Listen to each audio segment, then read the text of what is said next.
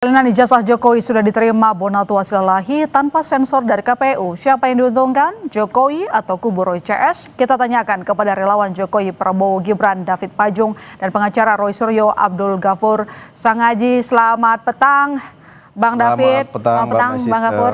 Selamat petang, Mbak Tarigan. Ya, terima kasih sudah hadir. Pertama sudah diterima dari KPU oleh Bonatua. Klien Anda sendiri sudah menerima atau belum ijazah tersebut? Karena kan yang mengajukan permohonan ini adalah Pak Bonatua ya. Tentu dari KPU menyerahkannya langsung ke Pak Bonatua. Jadi ceritanya adalah pada saat permohonan sengketa informasi publik ini muncul di KIP, saya kebetulan juga salah satu anggota tim kuasa hukum yang mendampingi Pak Bonatua. Dan pada saat kami melakukan persidangan itu memang dari awal sebetulnya ijazah itu sudah diserahkan. Ya, jadi ketika Pak Bonatua mohonkan sebagai seorang ahli kebijakan publik, itu sudah diserahkan. Hanya ada 9 item yang ditutup oleh KPU. Ya, dan itu sudah dibuka. Ya, dan itu berdasarkan putusan KIP bahwa sandarannya kan adalah pasal 18 ayat 2 Undang-Undang nomor 14 2008 tentang keterbukaan informasi publik, bahwa ijazah Pak Joko Widodo itu sudah dikualifisir sebagai dokumen publik, bukan lagi dokumen private, sehingga 9 informasi itu kemudian dibuka dan hari ini secara resmi diserahkan kepada Pak Bonatua. Oke, tapi dari Bonatua sudah diberikan kepada Anda, sudah lihat? Iya, saya sudah dapat salinan resminya ya, yang dilegalisir. Dan sebelum tadi saya ke Kompas TV, saya sempat komunikasi juga dengan Mas Roy. Dan ada beberapa informasi yang juga disampaikan Mas Roy kepada saya dan nanti perlu saya sampaikan. Yang pertama begini, kalau kemudian kita lihat ijazah ini kan ijazah ya. Terutama ijazah di tahun 2014, pada saat pertama kali Pak Joko Widodo mencalonkan diri sebagai calon presiden. Ini salinan ijazahnya. Kemudian di sini ada pejabat dekan Fakultas UGM, Fakultas Kehutanan UGM yang menandatangani. Nah, berdasarkan hasil penelusuran yang dilakukan oleh Mas Roy, ternyata ada kejanggalan dan keanehan. Keanehannya apa? Ini ada 2 ijazah legalisir yang berbeda, posisi tanda legalisirnya. Jadi yang diserahkan Pak Jokowi pada saat beliau mencalonkan diri sebagai calon presiden itu justru berbeda dengan yang diserahkan ke Pak Bonatua.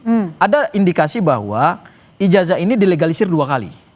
Jadi dilegalisir pertama pada saat Pak Jokowi mendaftar diri sebagai calon presiden, menyerahkan yang dilegalisir, kemudian begitu diminta oleh pihak Pak Bonatua, nah, sebagai bagian dari keterbukaan informasi publik, ini kemudian yang diserahkan versinya berbeda dengan yang pertama kali diserahkan oleh Pak Joko Widodo. Itu ada indikasi. Ada indikasi. Simpulan Anda indikasinya apa? Berarti ijazah itu dilegalisir 2 kali. Kemudian yang kedua, sumber data yang valid dari KPU itu kemudian masih menimbulkan ketidakjelasan terkait dengan pejabat yang menandatangani ijazah ini. Sudah dibuka informasinya oleh KPU, tapi ternyata dari pihak Roy CS masih belum yakin bahwa ini merupakan ijazah asli, Bang David. Ya, yang pertama begini, itu sudah menjadi keputusan di sidang KIP ya, bahwa ijazah, siapapun punya ijazah itu bukan bagian dari informasi yang dikecualikan. Artinya hak publik untuk melihat itu selama publik ini punya diskresi, punya legal standing untuk meminta itu.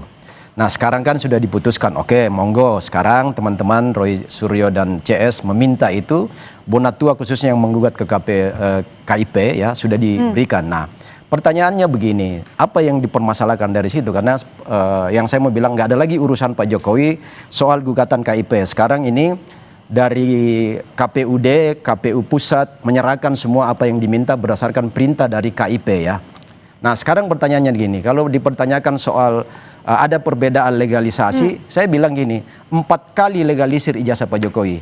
Sekali ketika mendaftar di KPU Solo, KPUD Solo ketika maju menjadi wali kota itu legalisasinya sendiri. Artinya saat itu ya, tentu di dalamnya pejabatnya berbeda, mungkin masih rektornya berbeda, dekan berbeda atau siapapun yang menandatangan dan mencap di UGM. Yang kedua ketika maju menjadi gubernur DKI itu legalisasi yang kedua di waktu yang pendaftaran dong. Kemudian Yang ketiga, ketika maju menjadi capres 2014, pasti juga melegalisasi lagi, legalisir lagi ke UGM. Siapa yang mencap, siapa yang tanda tangan kan tergantung pejabat di masa itu. Di 2019 yang terakhir juga pasti berbeda lagi. Nah, kalau soal cap posisinya miring-miring dari Solo ke KPUD DKI, ke KPU Pusat 2014-2019 pasti beda-beda dong. Nah, itu yang pertama saya mau jawab.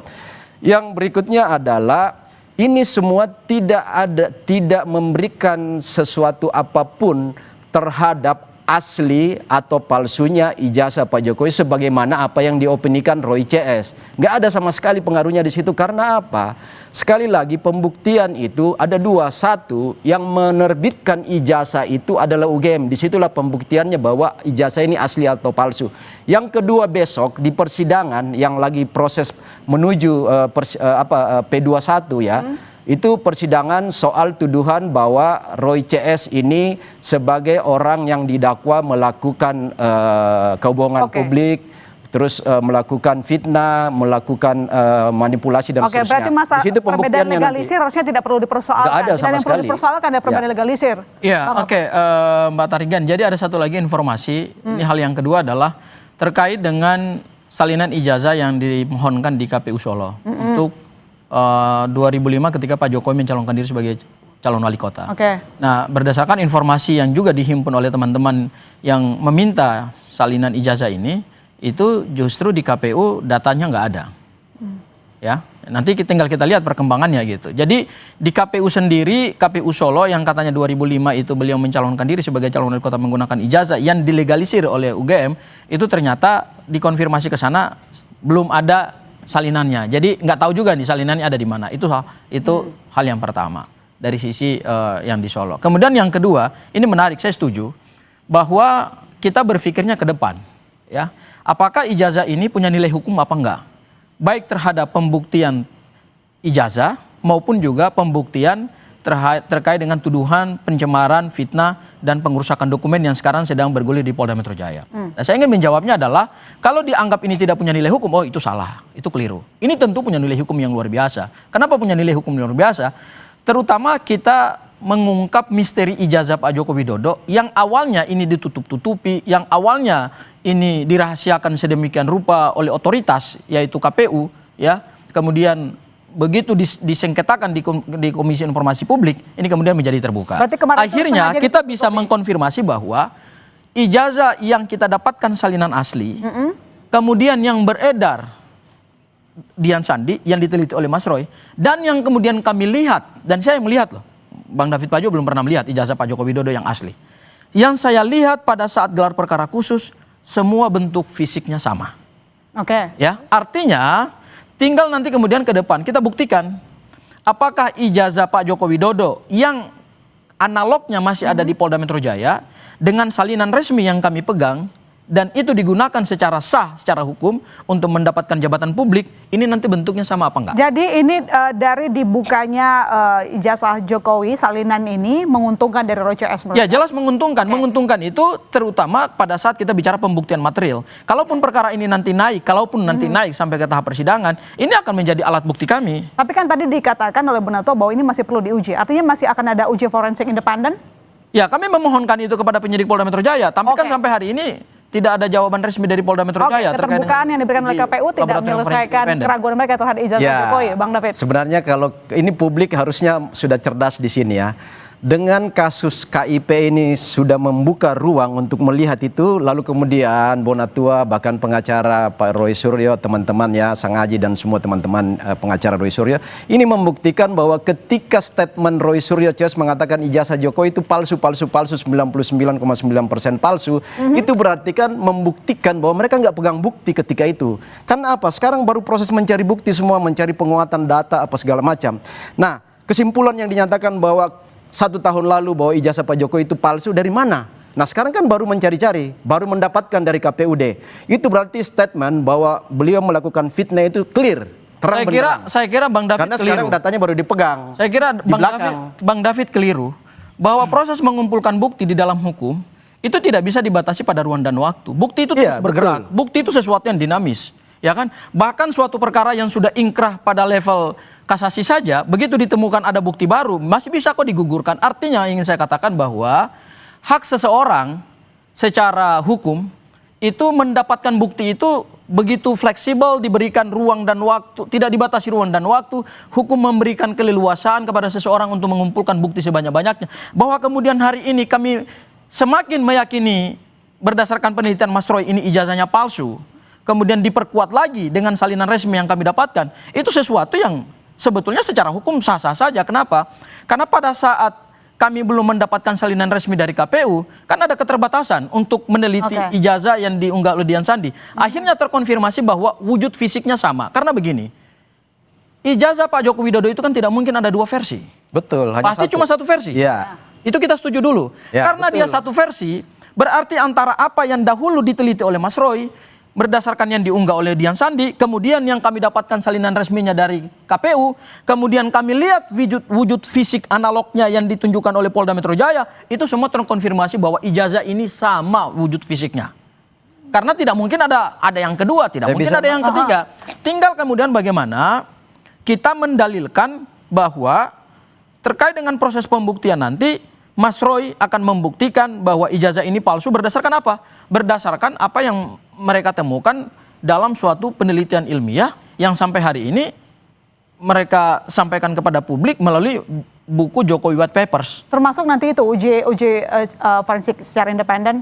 Menurut saya meskipun aturan perundang-undangan dalam KUHP tidak memungkinkan tapi adanya, Anda lakukan itu atau tidak? Ya harusnya kami sudah memohonkan, harusnya itu diberikan oleh Polda Metro Jaya. Gitu. Iya, makanya gini Mbak, jadi gini, itu semakin membuktikan bahwa kan dulu Roy CS mengatakan bahwa Pak Jokowi nggak punya ijazah katanya.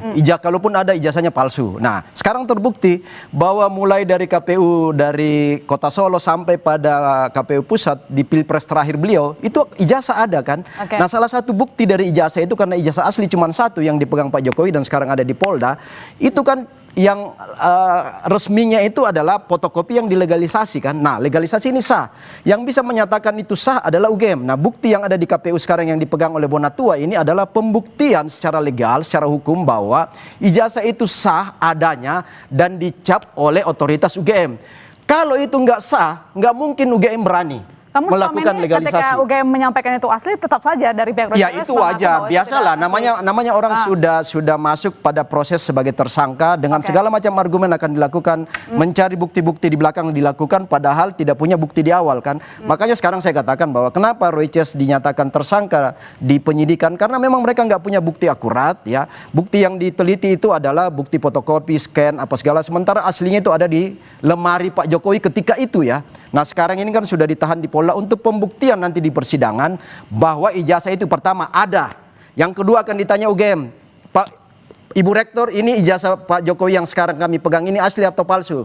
UGM mengatakan sudah berkali-kali ada, kami menerbitkan dan asli. Nah, sekarang itu akan membuktikan bahwa ternyata statement Roy Suryo itu bahwa benar-benar fitnah itu akan terbukti bahwa memang ini fitnah kan. Itu nanti pembuktian. Jadi sidang ke depan ini bukan membuktikan ijazah Pak Jokowi palsu atau asli, tetapi membuktikan bahwa fitnah itu benar terjadi karena ijazah yang ada asli, benar-benar asli ini. Nah, pembuktiannya salah satu hari ini adalah KIP sudah merekomendasi KPU menunjukkan dan sekarang ada di tangan Bonatua kan. Saya dan jawab ada legalisasi UGM. Saya jawab ya begini. Itu loh. Saya jawab begini. Yang diteliti oleh Mas Roy itu adalah fisik ijazah. Menggunakan metodologi ilmiah. Awalnya tidak ada satupun dokumen yang kemudian secara sahih menyebutkan bahwa sumber data yang diteliti oleh Mas Roy itu benar. Karena tidak ada yang ditampilkan oleh Pak Joko Widodo. Begitu kita mendapatkan hasil salinan resmi dari KPU, kalau kemudian kita lihat wujud fisiknya, ini sama dengan yang diunggah oleh Dian Sandi, nggak ada bedanya. Bedanya adalah yang diunggah Dian Sandi itu berwarna, sementara ini fotokopi. Tapi fotokopinya kemudian legalisir yang disampaikan ini adalah legalisir yang berwarna. Ya, jadi dari struktur ijazahnya, kemudian informasi yang terhimpun di dalam ijazah ini, foto Pak Joko Widodo, cap dekan, kemudian rektor, tanda tangannya, kemudian nomor induk ijazahnya, ini semua sama. Ya, artinya terkonfirmasi bahwa ijazah yang diserahkan oleh Pak Joko Widodo ke KPU dan yang diteliti oleh Mas Roy ini cocok ini datanya.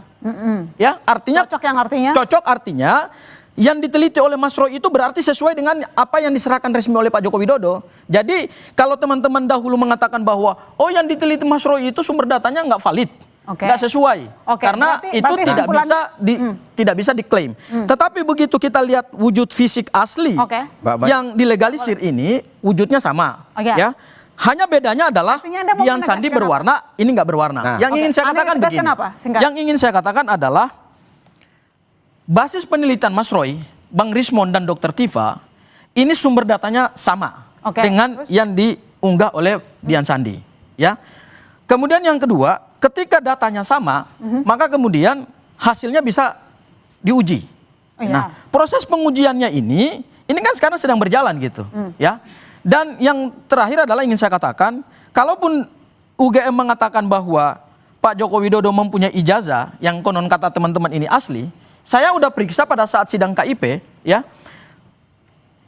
Pihak KPU saja pada saat menerima salinan ini yang seharusnya melakukan autentikasi terhadap ijazah asli, itu mereka nggak pernah melihat ijazah aslinya Pak Joko Widodo. Artinya dalam kesimpulan Anda masih terhadap keyakinan dan juga klien Anda masih yakin bahwa ijazah Jokowi tidak asli? Ijazah Jokowi berdasarkan hasil penelitian Mas Roy itu 99,9% palsu, 11.000 triliun palsu. Palsu. Ya, wajar lah kalau Bro Sanghaji menyampaikan itu sebagai kuasa hukum. Tapi saya mau katakan justru ini pembuktiannya clear bahwa ijazah Pak Jokowi ada, asli, capnya itu legal dari UGM. Karena yang bisa menyatakan asli atau palsu itu adalah penerbitnya, yang pertama.